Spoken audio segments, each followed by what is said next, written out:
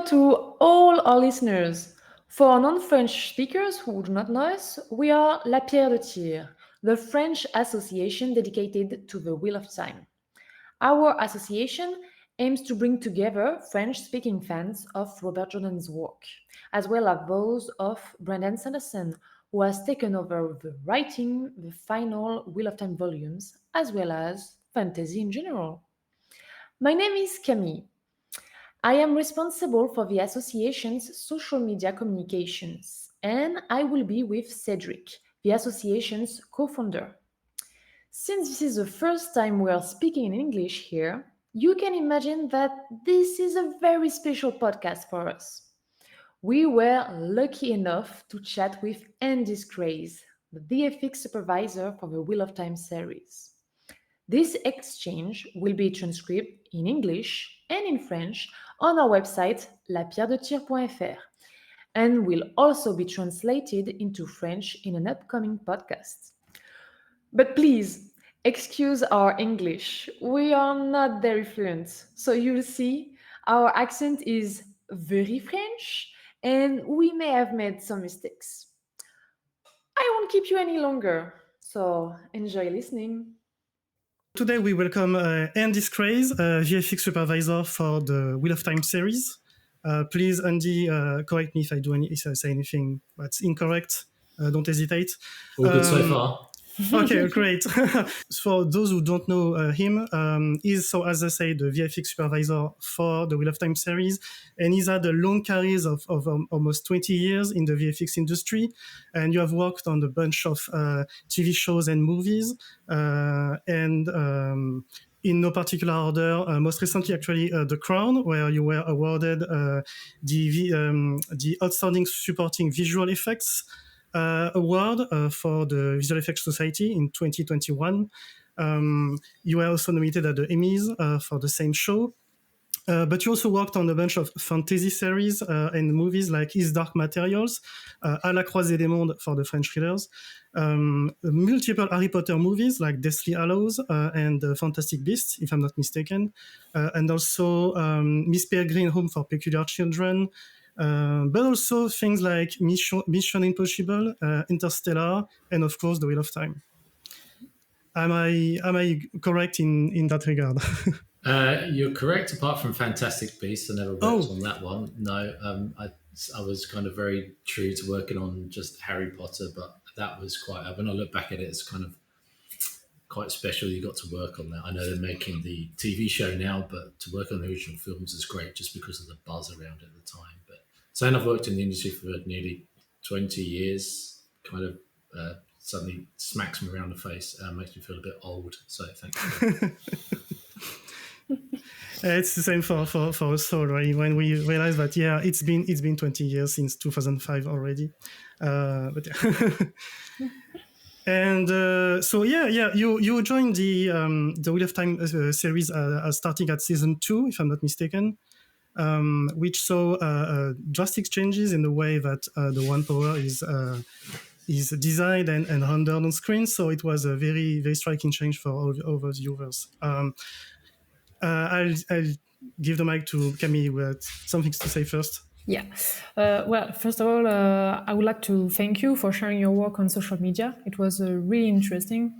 It helped us to understand your process, your work. So thank you very much. No problem. I mean, I like that as much as anyone when there's a show or a film or something like that and finding out the creative process someone goes through from it. I think that can sometimes be just as interesting as the final final shot or the final film, whatever that may be, because I think just because of how I was educated in art or through the kind of art mediums that I've gone through was all about being heavily researched and justification in terms of your designs and things. So I think I always became very interested then in the thought processes behind the way things looked in certain films or TV shows, and I've definitely tried to carry that across into my career. Well, it was really great. Thank you. So today we will ask you a bunch of questions. Some of them are about your profession, and others are about your work on the Wheel of Time. So I will start with the first question, which is, sometimes we are not aware of all the careers that are available to us when we leave school.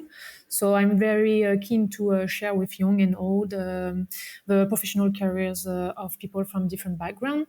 So can you tell us how you became a VFX supervisor?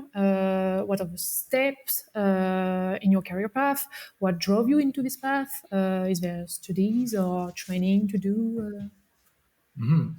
I think for me it was a fairly straightforward process. Some takes a very kind of roundabout way of coming to visual effects. I think I've known some have come from dance, some have come from biochemical engineering, architecture, or architects have come to it. So there's lots of different ways to doing it. But I had that art background, and that really started from childhood drawing. My family's quite artistic, both sides. My dad can draw really well, and then on my mum's side as well, very kind of artistic with different aspects. Drawing definitely being one of them, and so that was kind of encouraged within me just because of seeing, say, my father do it, or my aunt, my mum's sister drawing, and so I kind of fell into it that way, and because it was a really fun way of expressing imagination and things like that. It was a really fun thing to do as a kid. I've definitely kind of looked at replicating the things I was watching. So you will find that for a young Andy Scrase, there will be a lot of Thundercats, He-Man, Mars. So think of any kind of action 80s cartoon. I was there trying to replicate it, drawing it. Nice. And, the 80s is a massive influence on my career. I'm pretty sure I try to rip it off as much as I can. But I thought it was a great period to grow up in. And there was so much kind of originality and imagination within children's programs at that time. Now, I think there's a lot of it was kind of driven a bit by, selling toys and things like that. But I'll be honest, when you're kind of going through the year 1 to 10 in the 80s, it was a great period to grow up in. And so from that, I tended to find that I would then started to design my own characters, and it was always very much about drawing kind of some sort of human or creature or something like that. And then from there, I kind of expanded. I really got into things like Batman and start designing his vehicles and things like that. So you're almost kind of going in a kind of a natural sort of production designer or costume designer or concept artist's sort of trajectory at that point. And from there, it led me on to, I wanted to carry that on further. I thought that comic book art or comic book illustration would be a career for me. Doesn't pay as well, so I avoided that, but it was a natural sort of transition, and I did really well with art at GCSE, which is what you do towards the end of school in the UK. Then from that, it's A-levels. Again, I did art, and that's a stepping stone between school and university. When you go into art in the UK, you have to do this extra step. I don't know if you still do, but between kind of college and university, I had to go to art school and do an art foundation course where essentially you spend a year exploring different art disciplines, photography, fashion, graphic design, things like this. And from there, you make your choice and you apply to university. And so because of my drawing background, I went into, I selected doing a degree at Portsmouth University in illustration. And it was from there, I'd say, look, if you go to university and you don't nail it, it's not a problem. I came out of there with the 2-1, which is a pretty good kind of grade, but, I think I made a lot of mistakes at university. It almost kind of makes you grow up a bit, knowing where you need to focus your time, because obviously at university there's other social things going on. And I'd be honest, the great thing about it was it allowed me to explore a little bit about what I like to do. And it was from there where I got into the whole digital side of art and using computers and things like this, where I'd kind of said to myself previously, I don't want to do it, it felt like cheating. And you didn't realize it's not cheating. It kind of broadens your skill set and what you can do and opens up a lot more doors. So doing that was great. I think even my final piece I did for university really wasn't that good. But I kind of come on this journey, and you start to learn about what's required and the focus and ideas you need to have. And from there, I went on to do a master's in digital moving image at London Metropolitan University, which again was focused more on using computers in artwork. And for that, we looked at things like motion graphics, and visual effects came up. And during me doing my master's, by which time I'm kind of 24, 25, we got to have a day trip to Double Negative at the time, which is DNEG. I had a look around there, and that's actually the first VFX studio I went to go and work at, where I began as a runner. So as I said, there's a really kind of natural transition, and as computers became more involved in the kind of art and media side of the industry, I kind of adjusted and jumped into that more. So for me, it felt great. I never thought I think when I was at university, I never thought I'd go into visual effects. I always thought I'd go more into motion graphics. But, once I finished my master's, that whole side of visual effects started to really appeal to me. Then obviously there's a certain glamourness to film and TV making. Believe me when I say it, the glamour only comes on award nights. Everything leading up to that is really, really hard and nowhere near as glamorous as what you think. But it was, it's the visual effects. I think for me, what appealed to me was it was becoming much more creative. It was being used a lot more in filmmaking, and therefore, the possibilities of what it could do in film and TV suddenly started to kind of explode. It really had been before that time. I graduated around about 2004, 2005 from my master's. So obviously visual effects in film had already taken off by then, but it was really starting to branch out everywhere. And I think, as well as it being very creative, I really like the idea of fooling the viewer and tricking them into believing that something was shot there in the camera at the time. And to this day, that's still one of my favorite aspects of it. I'm not saying I nail it every single time, but, I do like those moments where you do the invisible visual effects and the audience doesn't know. Unfortunately, the bad side to that is no one notices your work, but at the same time, they do and they don't.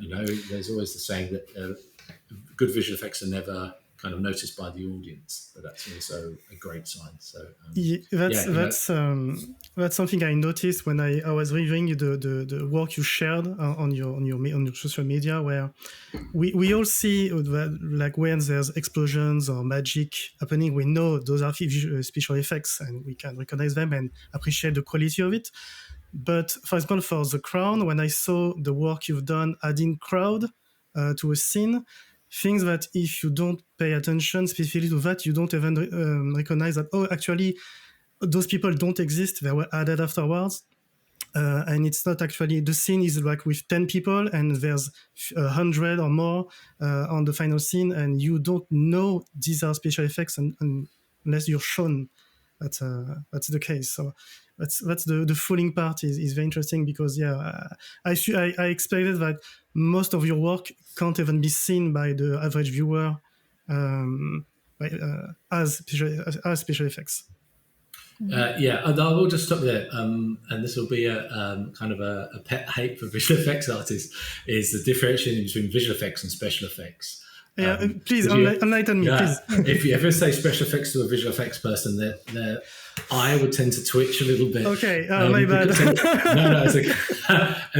It happens so much. I see it online. I see it in media all over the place, and reports and any kind of shows or films and things like that. Where visual effects, you have to think visual effects is predominantly a post-production process where we digitally input or put into the image something that wasn't there when they shot it.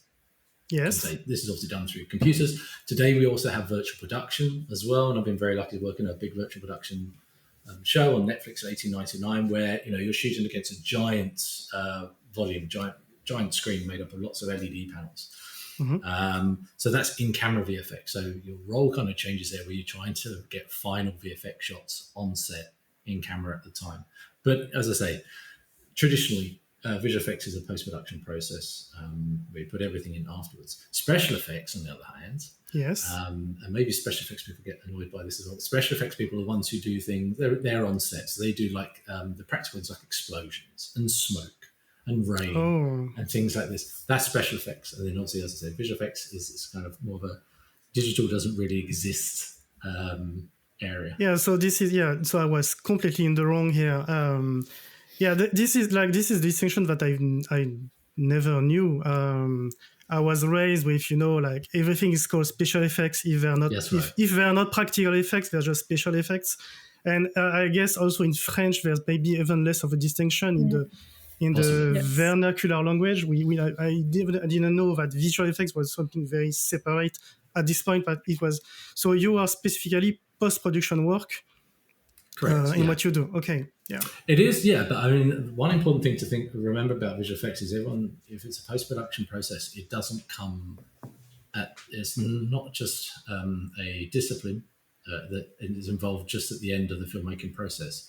Visual effects has to, nowadays, be involved right from the start. And I'm talking even in script development, because there are things that need to be known about, what's possible or how to shoot something. So when it comes to pre-production and planning for the shoot, VFX has a really important part to play, especially on a big VFX show, in terms of how things are going to be done.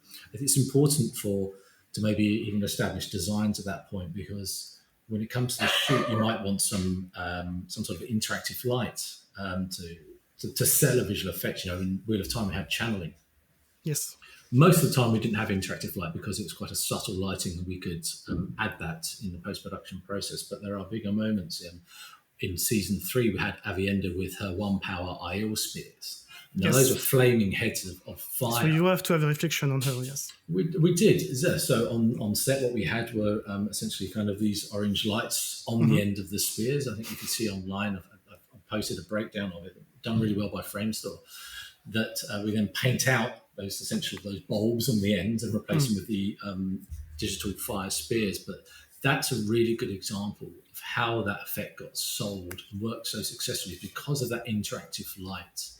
Yeah. Because she's in a dark environment with fire, and then that lighting quality we got on set just completely helped sell the effect when it comes to post-production and delivering the shot. And little bits like that are really, really important. There are other VFX supervisors who are like that as well. I was listening to an interview that Paul Lambert did. Paul Lambert's VFX supervisor for June, and also done First Man and Blade Runner 2049. This is someone I worked with at DNEG. I was really lucky to work with him on a film, The Huntsman Winter's War. And he'd just joined DNEG at the time, so I spent a whole shoot with him. He was great, really kind of informative, lovely guy. But I love the way he works. There's a very natural look to his visual effects, and he's really big on kind of getting those practical things in camera to help you sell the shot. The recent example from him, I think, would be with June, the sand screens that he did, which is genius because of the light bounce quality it gives and all the things it can get away with. So, I think working with people like that in the past has been great to realize how important it is to get things in camera to really give you a good plate to then create a very successful visual effects shot when it comes to post-production. Well, thank you. That's very interesting. Very interesting, very detailed answer. Thanks a lot for all of that. This goes a little into the next question we wanted to ask, which was, could you please explain to us, because we are not very familiar with your profession, and as I've just showed you, I know nothing about your profession. I don't even know the correct terms. And sorry again for that. Could you please explain to us how do your business works? Basically, do you work for yourself? Do you hire artists for you? How are you recruited into a project? Is there a specific series, genre you would like to work with, or are you? Well, it's a lot of questions. Okay, sorry. Let me start from the beginning. So, in terms of myself, I'm kind of my own company. Yeah. Essentially, and then I'm hired by a production to go and work on the show, and that is as a production visual effects supervisor or overall visual effects supervisor. So you're in charge of the visual effects for the entire show. On Wheel of Time, for example, we had around 2,600 VFX shots on season 2. Season 3 was around about 2,100 shots, maybe just under that. And what you tend to do is you will then allocate groups of shots to different visual effects vendors. Now, I talk about visual effects vendors. These are the people that actually create the work for you. I started off at DNEG, where I was for 10 years. So I was a runner and kind of worked my way up through there. Then went to a company called One of Us, who actually have an office in Paris. And then I went to Framestore. Framestore, well known for kind of working Harry Potter, Paddington Bear. They did. Gravity, they're really famous for. And they're kind of one of the, I'd say, top tier VFX studios in the world, along with DNEG, for working on the biggest shows. And that's why I kind of finished and then made that transition into what we call client side. So you go and work for the production side and you move away from the VFX vendors. I think with, I have that the VFX vendors background, so I know who's good at what, and there's relationships I've built up over the years. There are people who kind of just work on set and get into the visual effects supervisor role that way. But I think what's been really a strong a strength for me is knowing both sides of it. When I was going on set for films when I was a runner at DNEG. I was very, very fortunate. I had this dual role where I was going on set and I get to work on the show in-house as well. So you get to know the industry really well, how different sides of it operate. And so it's these visual effects vendors who do all the work for us. On season 3, for example, I had Framestore, One of Us, Outpost VFX, and Below FX as well. And then we had I was an in-house team, but they were called TPO, the post office. They did a lot of cleanup work, so painting out things that shouldn't be there, or even get a lot of lines from the wig or makeup cleanup, things like this. A lot of fixes that need to be done. So that's kind of the process, on Wheel of Time season 3, Framestore were the vendor I used for channeling, for example. And it's good to put a whole collection of work with a vendor if you can, because then it keeps a consistency and a continuity, and they get to know the asset they're working on, the asset for the main part being channeling, and they get to develop it, and they really kind of refine the look. It was a shared asset on season 2 of the Wheel of Time, so you can, I was shared between NPC, unfortunately no longer exists, and Framestore, so you can get a little bit of unevenness between the look of channeling. We managed to kind of pretty much navigate through that, but I think when it came to season 3, I was like, no, I just want one vendor to take care of it. So I think it's always good to kind of split your work up a little bit, to have people kind of focusing on one area or another. What was the other question? Actually, I've completely forgotten. I've talked about that a lot. Feels like forever. Yeah, do you have a specific genre of films or series you like to work on? So, fantasy or sci-fi, I think, is probably the most fun because creatively, it's the most fun for me, because it's kind of otherworldly, and you're coming up with things that don't really obviously exist at all. You're dealing with creatures and magic and locations that are beyond anything that's real. So that stuff becomes really fun, I think, for anyone in visual effects, because it's just that little bit different to doing more the kind of the seamless work. So Wheel of Time was great because it's a fantasy series, and you get to flex your creative muscles a bit more with that stuff. Go ahead, Camille. Sorry. Yeah, and speaking of creativity, how did you come up with the idea of the waving? Did you talk first with Framestore and told them, okay, I visualize that for the one power, or did they tell you something about it? No, it really came off the back of, there was a creative change made in the visual effects leadership team between season 1 and 2, as there were some other departments on the show. I'd seen the channeling, I'd read about what channeling was, and it was something I spoke to Rafe Judkins, a showrunner, about maybe readdressing, revisiting, and tweaking the design of it. I don't think in terms of, this is actually something I found working in TV, the creativity is a little bit more on, say, the VFX Supervisor, because showrunners tend to be a bit more kind of, the writers, they tend to be a bit more kind of about emotions and feelings, things like that's rather than, in film, the directors are usually kind of more a visual person. So the onus was more on me in Wheel of Time. I could see how passionate the fan base was, just seeing online, passionate being an understatement.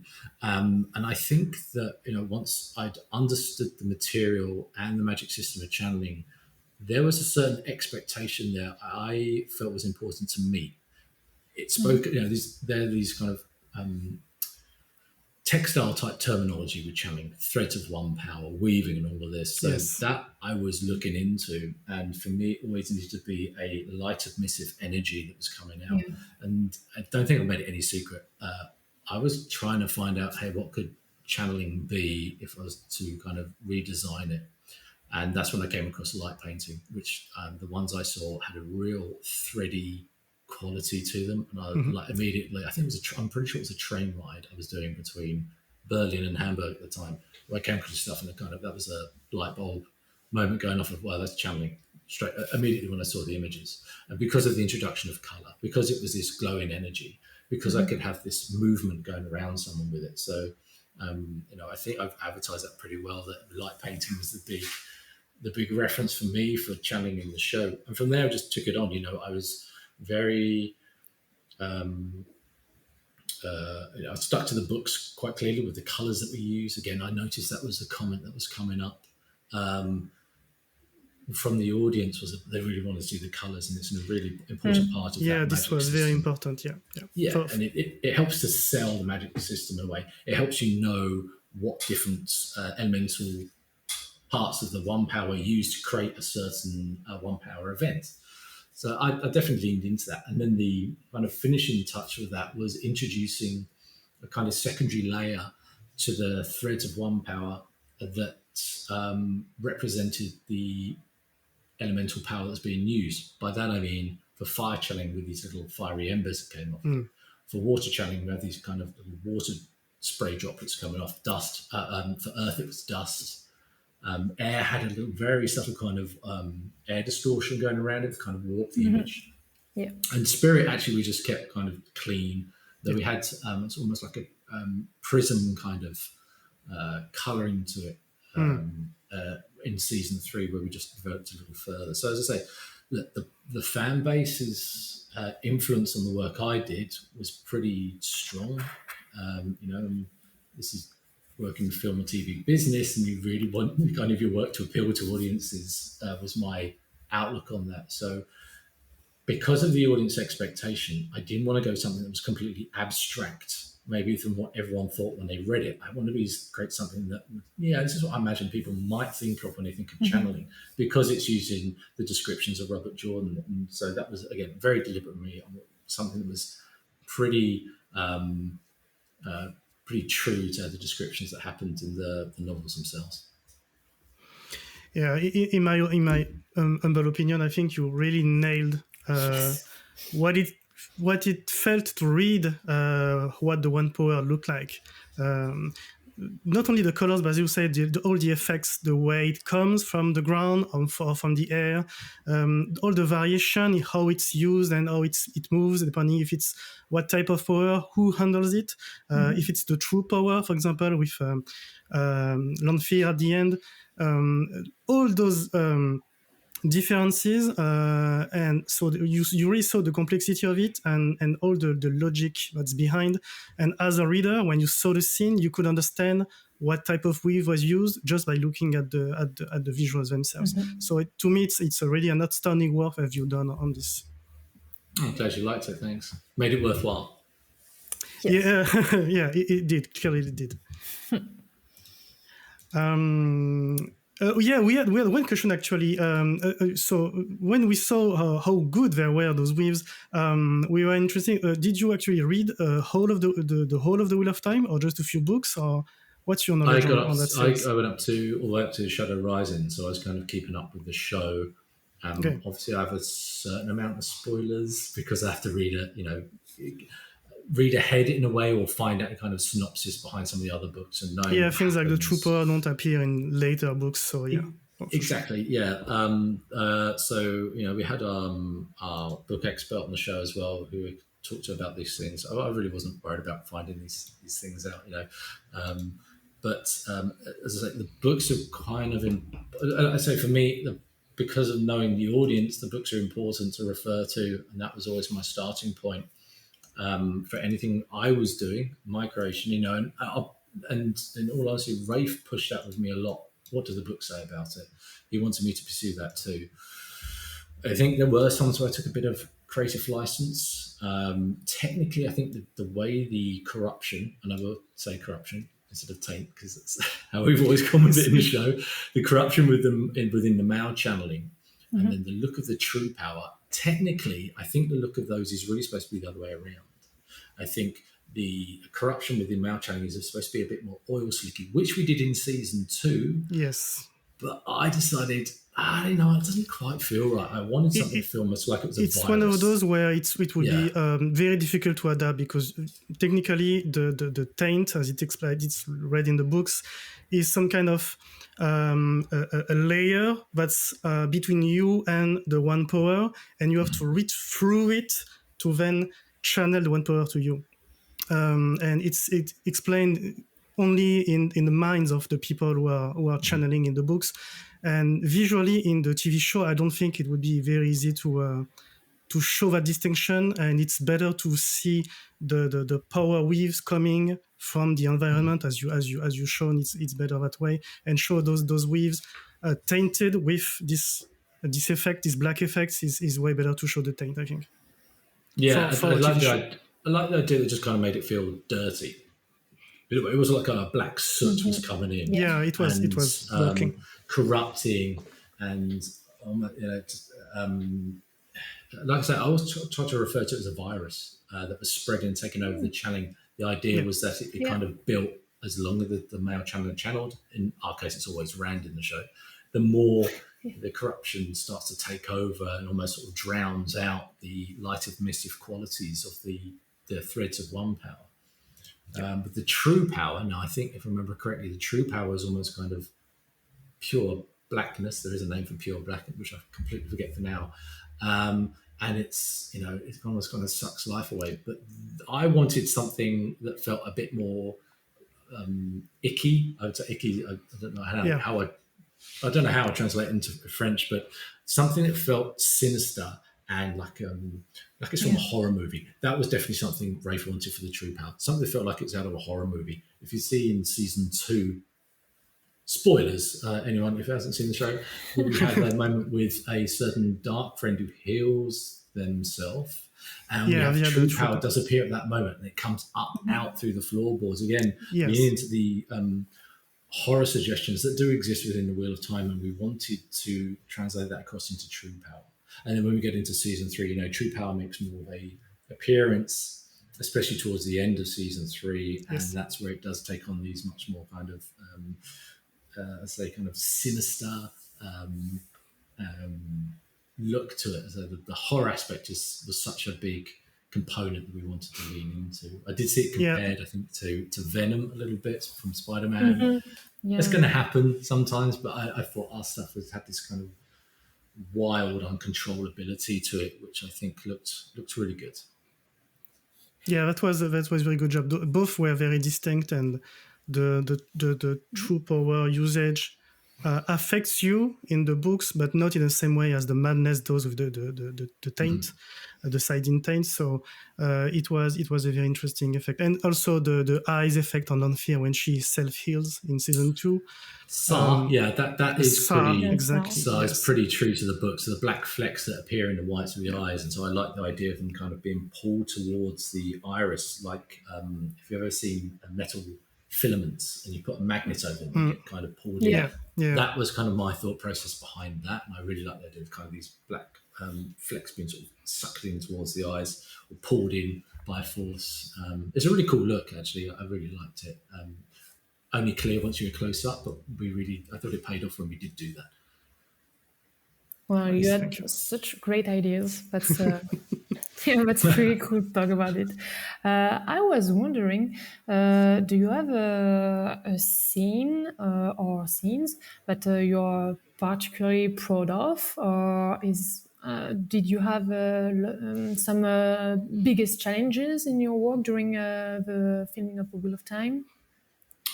Yeah, two scenes I think stick out to me. One was season 2, season 8. You would have loved it.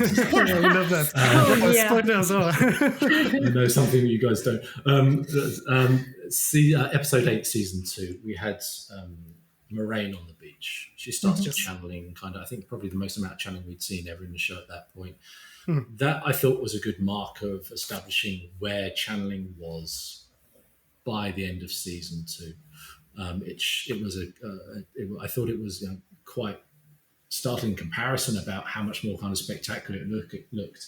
And it was really fun to work with Rosamund Pike on that, in talking about what the channeling was doing, because that was, a lot of it was based off what she was telling me emotionally she was doing with her performance and her body movement and things like that. So there was a lot more of a relationship then between me as a VFX supervisor and then the cast member performing it, being Rosamund, who was really invested in the show and the channeling. And I thought that really stood out. And I see lots of people kind of doing illustrations of it that appear online and stuff. So I feel kind of, feels really nice that people are doing that. I feel humbled by that. And then I think in the season 3, again, channeling, I thought looked even better again. There were a couple of moments in that one. I did love Avienda with her one power. The spears when she's fighting Samael and Shido in episode 6.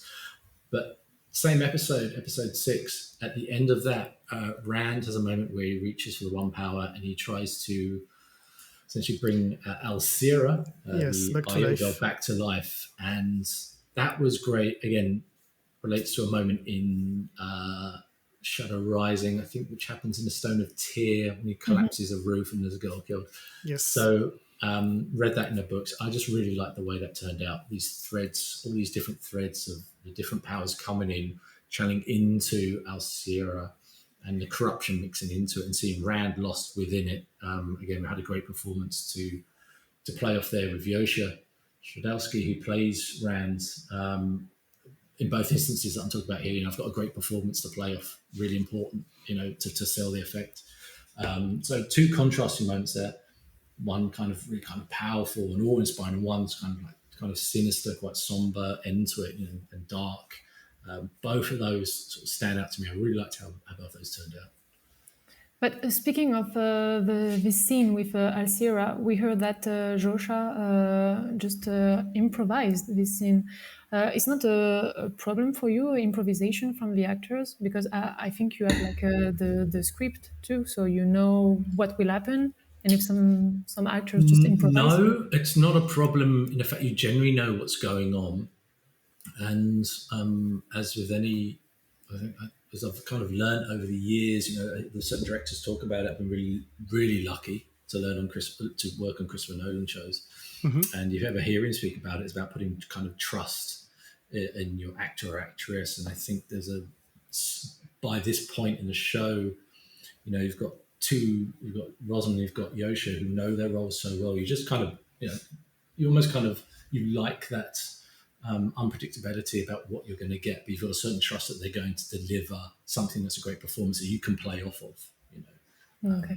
I kind of react to the performance they give me, and it goes from there. So that foundation of the good performance is really, really important. The fact that I don't know exactly what they're going to do isn't a problem. You can't be too rigid, I think, in filmmaking in general. We do things like storyboards and stuff like that, but I've learned that things change on the day. There are certain decisions get changed and made. So it's not too much of a problem. My involvement with planning on season 2 and season 3 for the shoot was minimal. Unfortunately, season 2, because I joined so late during the show. Season 3, couldn't get involved too much because I had a massive overlap of doing the shots for season 2 whilst the shoot for season 3 was happening. And so I had to kind of put my faith in other people to sort it out. But me being reactionary to what we're getting in plates was an aspect I had to embrace on the show, but it didn't bother me too much. I think it gave some great moments. So, for instance, for the cold opening on the season 3, there was a choreography for the actors and also the stunt, and then you adapt from this choreography to put the power. I'm talking about the choreography of the battle in the hall, the hall of the tower. Yeah, Whitetower battle. Yeah. So yeah, they already knew what kind of weave they would do, and then you just add it to it. Yeah, there is a little bit of a background to this as well, because I speak. We had our movement coach, Scarlett, who she works with the cast on their body movements, especially when it comes to channeling. So what she tended to do was send me a video of what someone was going to do for a certain move, whether it's kind of, we had, like, say for example, Black Aja Fireball was always, she was doing kind of very short, sharp movements for the Black Aja. So I already had that idea in my mind. So already my thought process can start about, okay, well, what are we going to do for that? I was, again, I'm kind of reacting to what they're showing me, but I've got a good idea or almost a warning about what's going to happen. So then I can already start thinking about, well, how are we going to get our VFX to work with that? Nice. Another question we got is, as you said, the community is very vocal and very passionate. Between season 2 and 3, was there any fan feedback that you incorporated into the visual design?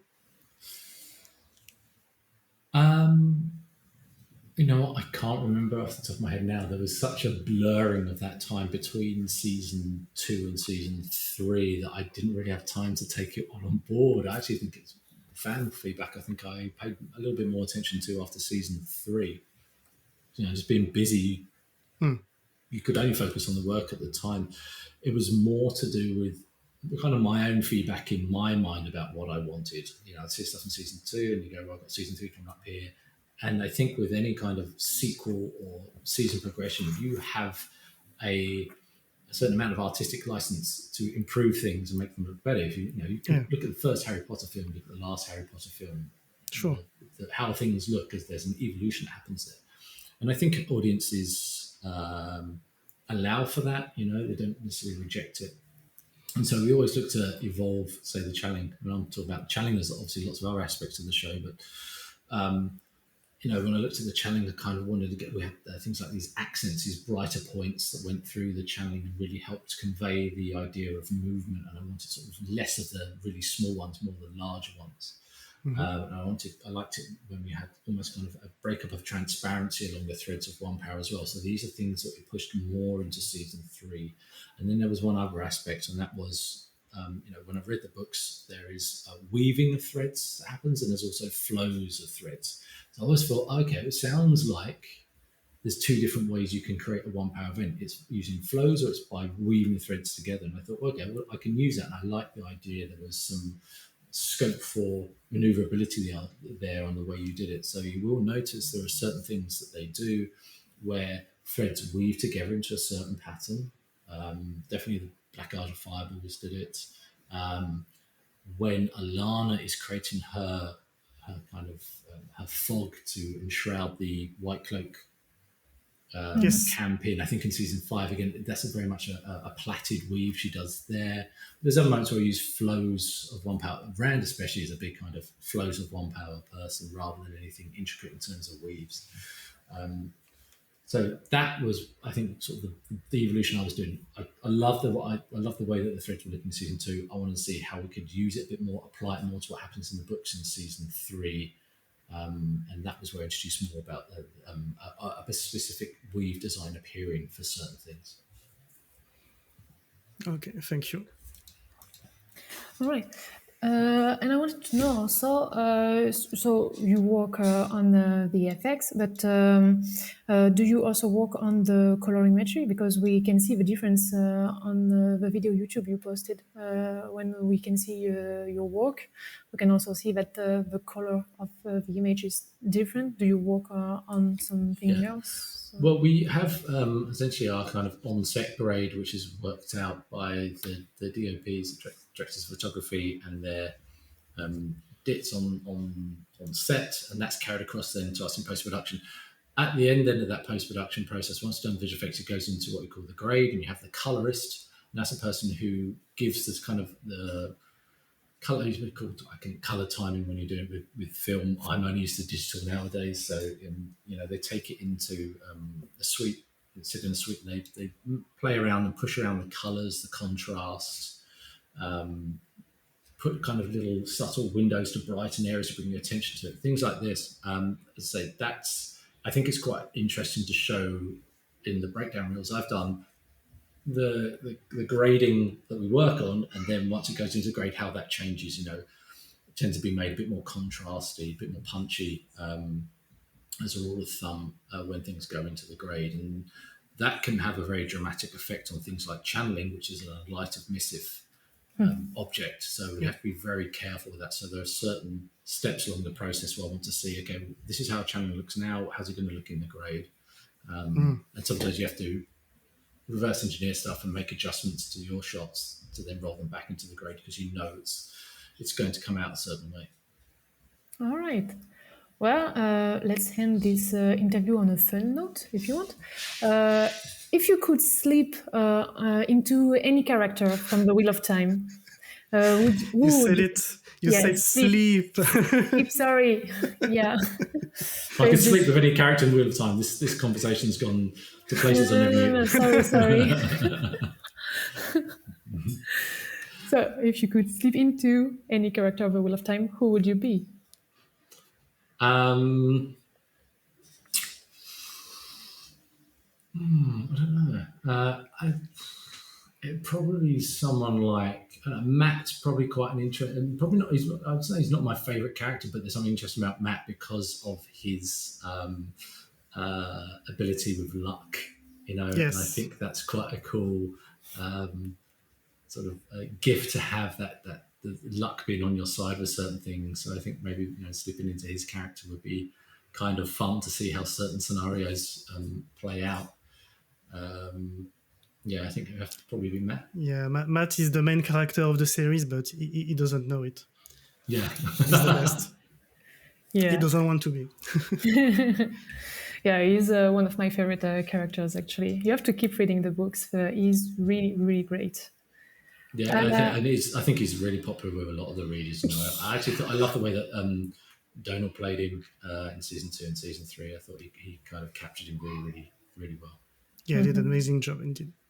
Yeah, and it's hard because Matt is very unlikable at the start of the series on purpose, and he gets better and better and better. He evolves a lot as a character. So yeah, keep reading, and you'll see you made the right choice. I should do. He does. I agree. He does start off a little whiny, yes. As a few of them are, and then obviously they kind of grow up throughout the books. And finally, do you have any advice for those who dream of working in VFX? Yeah, nothing's impossible, as I'd say. I come from a little Essex countryside village where you'd never think like anything, it's very kind of sleepy, quiet. I think, if you've got your idea or your mindset on what you want to achieve, it's about working out how you get there and then implementing that and have the drive and determination to do it, because that's really, really important, that drive and determination to succeed at it and achieve it. Within kind of being realistic, I don't think I can go and play professional football now, but it's having that kind of realism, that's something you really want to do, believing you can do it, and then having that determination, that purpose, that assertiveness to go and do it. That's really important, because that's what will take you there to kind of what you want to achieve. And that's what happened with me with kind of working in visual effects, from someone who fell in love with the filmmaking process on something like Batman 1989. That was the trigger for me. Watching that, seeing how that was made, and then running with that all the way up until where I find myself now in my job, which I feel really lucky to do, because it doesn't really feel like a job. And I think when it gets like that, it's really enjoyable. I feel extremely fortunate. That's the best. Position, but there's a lot of hard work to get there. I don't deny that. All right. Well, thank you. A huge thank you for answering all our questions, Andy. It's great to be able to chat with an artist like you, and to be able to highlight other professions that can sometimes be less known. So, as I said, we will post this interview on Spotify, YouTube, and we will write articles about it too. And what can we say? We wish you all the best, and we keep our finger crossed that you can return to the set of season 4 of The Wheel of Time. Well, we will see. But I mean, if I was Matt, that would probably happen in some shape, form, or another. But anyway, thank you very much for having me on, and it was great to talk to you. Thank you. It's been a pleasure. Thank you. Well, I hope you enjoyed this podcast. It was such a great honor and pleasure to talk with Andy, who is so passionate about his work. We hope to talk to you guys again soon with, I don't know, another interview. Who knows? Bye.